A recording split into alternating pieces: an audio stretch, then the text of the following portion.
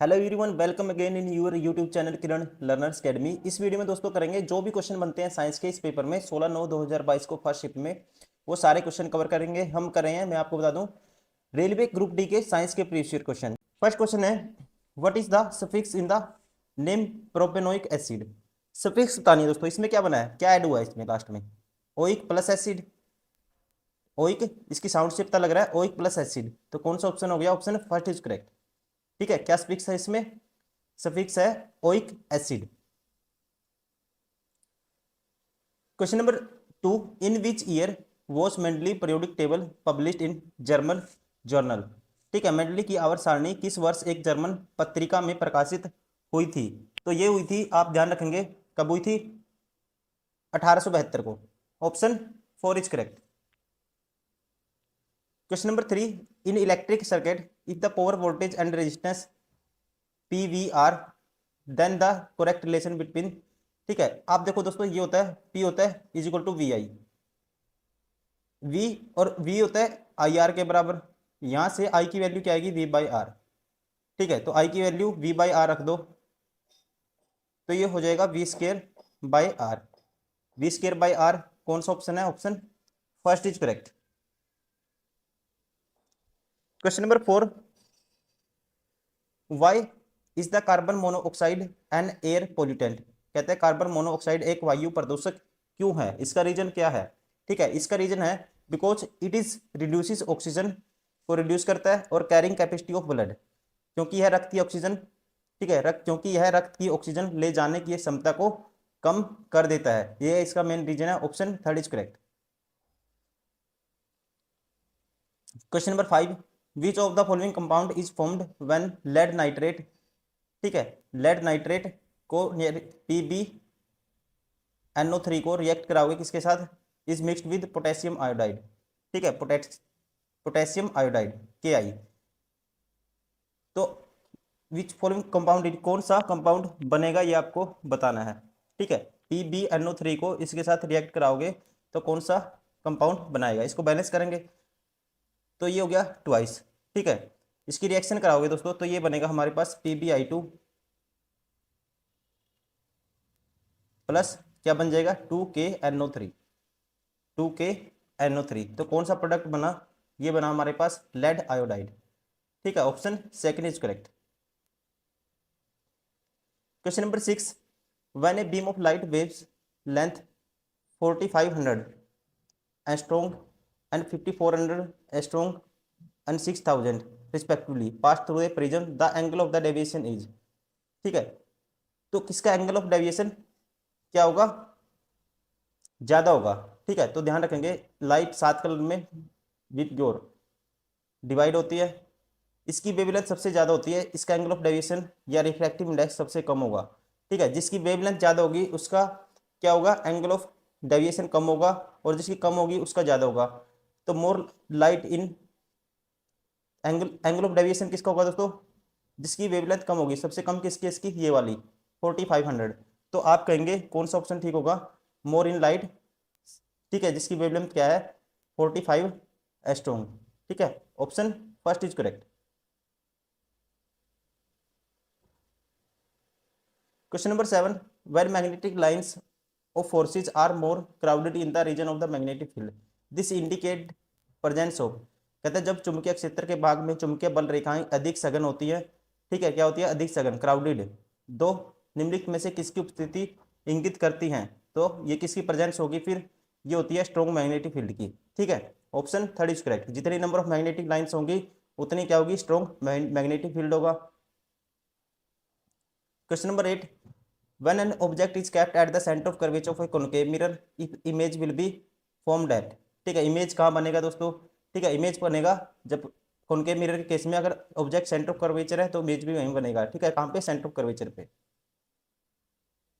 Question number 9, which of the following types of epithelial tissues form a lining of lung alveoli. कहता है निम्न में से किस प्रकार को उपकला उत्तक फेफड़े की कुपिकाओं के अस्तर, ठीक है, लाइनिंग का निर्माण करते हैं। ठीक है, which of the following types of epithelial tissue, तो ये कौन सा होता है, ये होता है दोस्तों, ये बनाता है। ठीक है, इसका नाम है स्क्वैमस। ठीक है। स्क्वैमस ये बनाता है फेफड़े की कुपिकाओं के अस्तर, ठीक है, इसका निर्माण करता है लाइनिंग का, ये इसका नाम है squamous. Question number 10, in house refrigerator set rated at 350 volt is operated for 8 hours per day. TV set rated 150 volt operated 5 hours per day, and electric heater 1500 watt is operated 30 minutes per day. If the energy cost per unit is 5, then the total expenditure house for 10 days for TV set, refrigerator and electric heater will be। ठीक है, 10 days की आपको क्या बतानी है expenditure. अब देखो refrigerator, ठीक है, कितने पे सेट है 350 वोट पे, पर डे कितना 8 ओवर पर डे, और 10 डेज की कॉस्ट कितनी आएगी दोस्तों, इनटू में कर देंगे 10। वैसे ही इसकी भी निकालेंगे, ठीक है, टीवी की 150 इंटू में, ठीक है, पर डे कितना है 5 ओवर, इंटू में 5, आपको बताने क्या है टोटल, ये टोटल एक्सपेंडिचर, ठीक है, और 10 डेज का इंटू 10। वैसे ही इसका क्या है 1500 है, 1500 वोट है इसकी पावर, और पर डे कितना है 30 मिनट, 30 मिनट का मतलब 1/2, 30/60 कर दिया 1/2, और 10 डेज के लिए ये हो गया। ठीक है, अब इसको सारे को कैंसिल आउट करोगे आप, तो ये आएगा हमारे पास, जब आप कैंसिल आउट करोगे, ठीक है, ये आप खुद करोगे 43,000 वोट। ठीक है, और यूनिट ऑफ इलेक्ट्रिसिटी क्या होती है 1 किलोवाट ओवर। ठीक है, तो यूनिट निकालने के लिए 1000 से डिवाइड कर देंगे। ठीक है, तो हमारा जो कितना आएगा दोस्तों 43 यूनिट, 43 यूनिट आएंगी, और पर यूनिट के हिसाब से कितना खर्चा है 5 रुपये, तो टोटल खर्चा कितना आएगा, ये आएगा 215, 5 दिए 15, एक कैरी, 5 का 20 एक 21, 215 option third is correct. Question number 11, how many elements are present in the 7th period of the modern periodic table. 7th period में कितने एलिमेंट है ये आपको बताना है। ठीक है, ये हैं टोटल, ध्यान रखेंगे दोस्तों 32। ठीक है ना, कितने हैं 32। Question number 12, complete the given homologous series of the alcohol by closing the correct option. ठीक है, तो इसको डिफरेंशिएट करना है दोस्तों, तो डिफरेंशिएट करते हैं CH2 होमोलॉजिस सीरीज को डिफरेंशिएट करते हैं CH2 ग्रुप से। अब नेक्स्ट आपको बताना है, अब देखो CH2 ग्रुप ऐड होता जाएगा।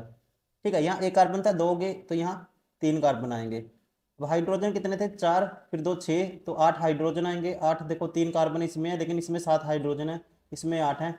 Option first is correct. कौन सा ऑप्शन होगा, पहला ऑप्शन करेक्ट होगा। Question number 13, the rules of inheritance of trades in human beings are related to the certain facts mention below, all of them are correct except one. ठीक है, select the incorrect option, आपको incorrect बताना है कौन सा है।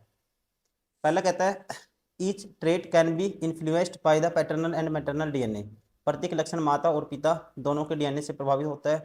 ठीक है दोस्तों, हो सकता है ये भी पहला करेक्ट हो गया। माता और पिता दोनों बच्चे के लिए समान मात्रा में अनुवांशिक पदार्थों का योगदान करते हैं दोस्तों, ये भी ठीक है। प्रत्येक लक्षण के लिए प्रत्येक बच्चे में एक ही संस्करण होना चाहिए। For each trait there would be a single version in the each child, ये दोस्तों गलत है। ठीक है, ये नहीं होगा। ठीक है, और for each trait there would be a 2 version on each child, ये ठीक है। ठीक है, ऑप्शन कौन सा हो गया, ऑप्शन थर्ड इज करेक्ट। ठीक है, ये गलत बताना था, गलत कौन सा है तीसरा, मतलब कि डबल वर्जन होना चाहिए। ठीक है, माता और पिता का दोनों का होना चाहिए, सिंगल कहता है, ये इसलिए गलत है। Question number 14, what happens when quick lime react with vigorous with water. ठीक है, विगरसली विद वाटर, कहते हैं क्या होता है जब अनबुझा चूना जल के साथ प्रबलता से अभिक्रिया करता है।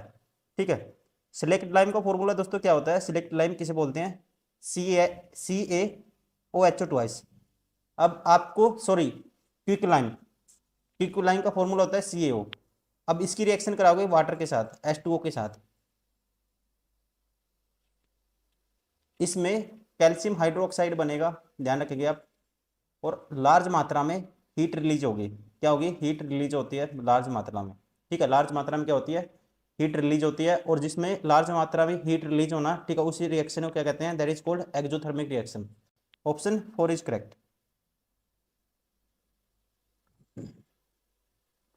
Question number 15, reflected ray passes through the principal focus when incident ray. ठीक है, रिफ्लेक्टेड रे किससे, फोकस से पास होगी दोस्तों रिफ्लेक्टेड रे। तो इसका मतलब क्या है, जो रे आएगी ये प्रिंसिपल एक्सिस है, ठीक है। जो फोकस व्हेन इंसिडेंट रे क्या होगी, parallel to the principal axis होगी कॉनकेव मिरर के अंदर। Option 4 is correct. ठीक है, तो ये लाइट रिफ्लेक्टेड किसके पैरेलल होगी, प्रिंसिपल एक्सिस के, और रिफ्लेक्ट होकर कहाँ से पास होती है, फोकस से। ये होता है प्रिंसिपल एक्सिस, ये पोल होता है P. Option 4 is correct. Question number 16, in which season would sugar stored in root और stem tissue be transported to the buds which need energy to grow plant. कहते हैं किस ऋतु में जड़ या तने के उत्तकों में संग्रहित शर्करा का स्थानांतरण उन कलिकाओं में होता है जिन्हें पादपों में वृद्धि के लिए ऊर्जा की आवश्यकता होती है। ठीक है, तो ये कौन सी ऋतु होती है दोस्तों, इसे बोलते हैं स्प्रिंग, वसंत ऋतु। Option 2 is correct. Question number 17, which of the following is similar to the plasma of blood but is colourless and contain less protein. ठीक है, कहता है निम्न में से कौन सा रक्त प्लाज्मा के तो समरूप होता है लेकिन रंगहीन होता है और इसमें कम प्रोटीन होता है।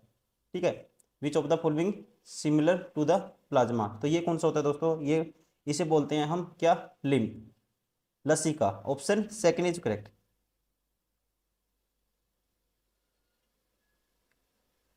Question number 18,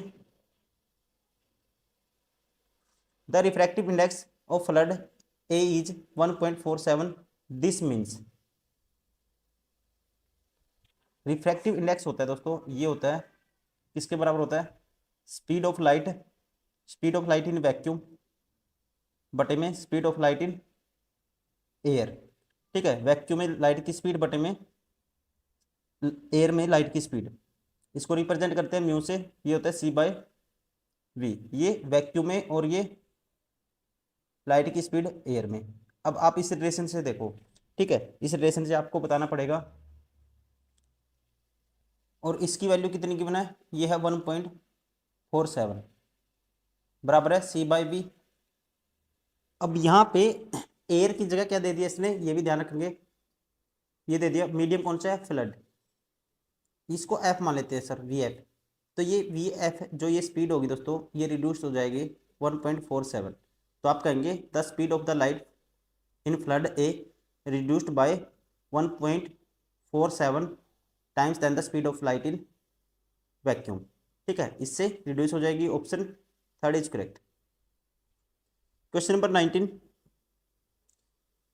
consider the below statement and identify the correct answer.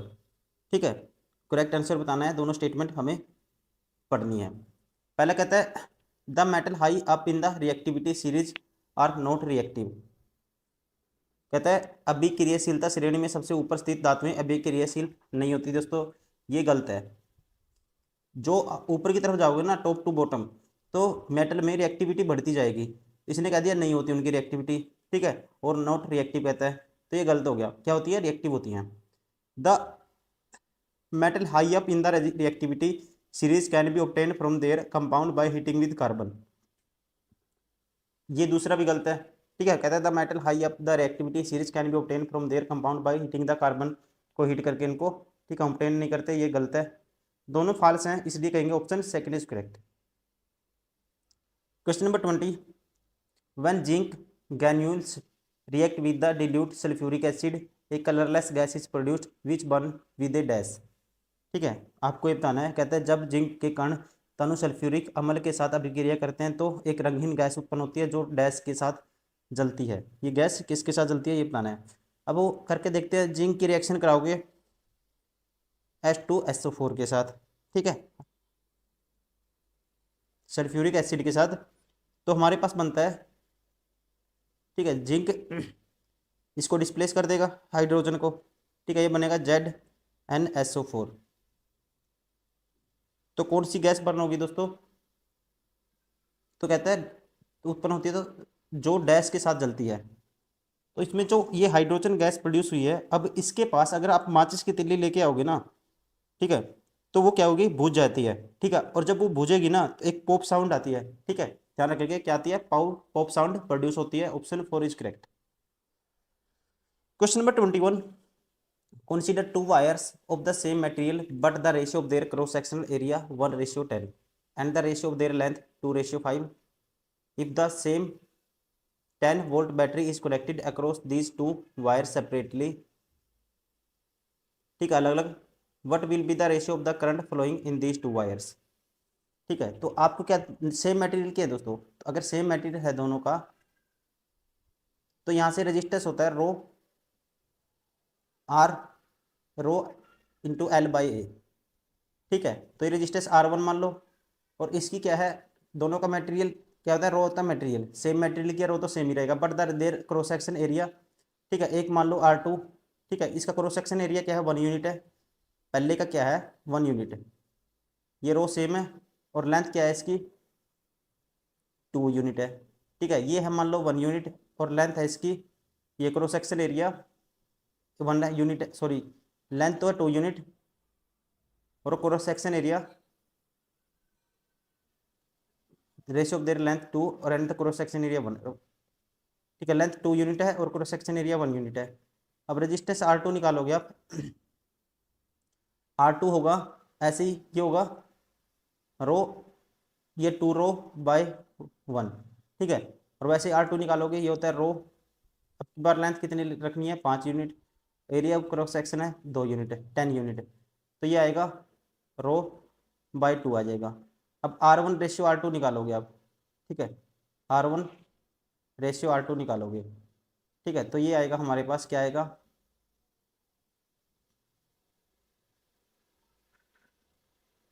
R1 bye R2 कर दो।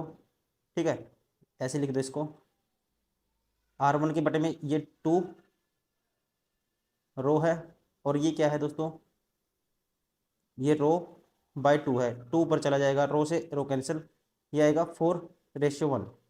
ठीक है, तो R1 की वैल्यू 4 होगी, इसकी वैल्यू R2 की होगी 1। और वोल्टेज क्या है, if we connect if the same 10 voltage is connected to the these two wires separately, what will be the ratio of the current flow in these two wires. Current होता है दोस्तों V equal to IR होता है, या RI कह दो, I की value होगी V बाई आर। ठीक है, तो पहले वाला करंट होगा V बाई आर, वोल्टेज है 10, ये रेशियो निकालना है, और रेजिस्टेंस कितना है 4 है, सेकंड में वोल्टेज तो 10 ही है और रेजिस्टेंस कितना है 1 है, तो ये रेशियो निकालना है, 10 से 10 कैंसिल, ये हो जाएगा, क्रॉस मल्टीप्लाई करेंगे 1:4। ठीक है, अगर 1:4 हो जाएगा, ऑप्शन कौन सा होगा, option second is correct. Question number 22, where can tall tree store its waste product. कहता है जो लंबा वृक्ष अपने अपशिष्ट उत्पादों को कहाँ संग्रहित करता है, तो ये करता है दोस्तों कहाँ पे, ओल्ड जाइलम में। ठीक है, ऑप्शन फर्स्ट इज करेक्ट।